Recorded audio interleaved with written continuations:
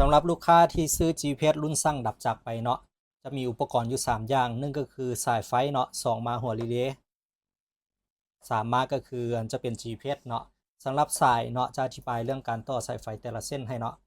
หลักๆเนาะจะมีอยู่สายสีดำนี้ลงใส่กาวเนาะเป็นไฟลบ2มานี่เป็นไฟบวกเนาะสายสีแดงเป็นไฟบวกต่อใช้ไฟบวก3มาสายสีส้มนี้ต่อใช้ไฟกระแจเนาะเป็นไฟ AC เปิดกระแจจะค่อยมีไฟเนาะเวลามอดกระแจระบบมีไฟตัวนี้เนาะตอนนี้ต่อใช้ระบบไฟรถเนาะส่วนสายสีเหลืองเนาะสายสีเหลืองนี่ต่อใช้กับหัวรีเลย์ตัวนี้จะเป็นสายคำสั่งจาก GPS เนาะใส่พ่วงกันเนาะกับหัวรีเลย์เนาะต่อใช้กันนี้เนาะแล้วสายสีขาวของ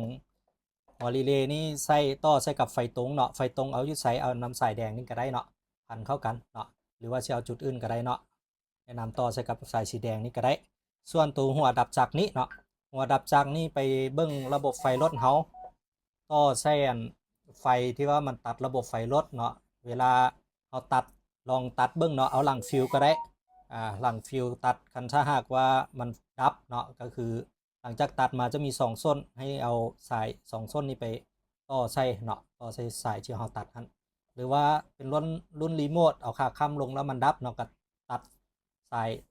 ขาค้ำเพิ่มก็ได้แล้วก็ต่อตัวนี้ใส่เนาะไปลองเบิ้งเนาะรถแต่ละรุ่นแต่ละอันยี่ห้อก็บ่คือกันตัดตัวใดก็ได้ที่ว่ามันดับเนาะแล้วให้มันผ่านหัวรีเลย์นี้เวลาเราสั่งงานแล้วให้มันดับเนาะหลังจากต่อแล้วเนาะ GPS ก็เสียบปกติเนาะเสียบปั๊บเนาะมันจะมีไฟขึ้นมาแบบนั้นเนาะออนไลน์ขึ้นมา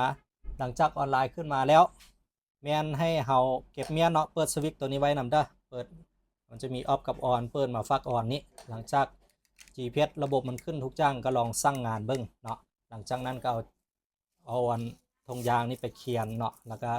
เก็บเมียนดีๆบ่ให้น้ำมันเข้าตัวแข็งตัวนี้เนาะมันมีอย่างก็สามารถส่งถามตื้มได้เนาะไปลองเบิ้งเด้อ